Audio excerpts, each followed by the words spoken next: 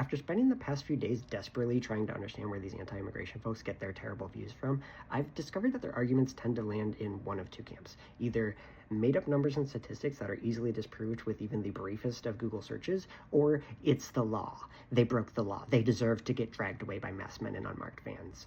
So let's address these bad takes head on.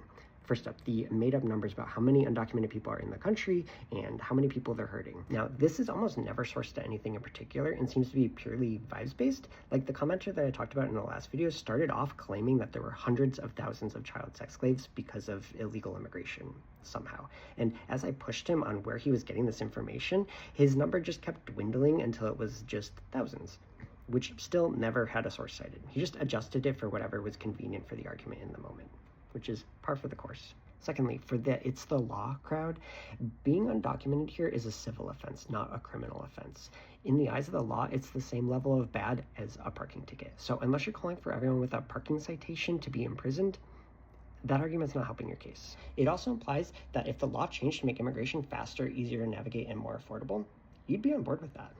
If it being against the law is the only issue that you have with illegal immigration, then you should be investing some energy in getting the law changed so the process is smoother for everyone. You won't have to complain about illegal immigration anymore. Isn't that the goal?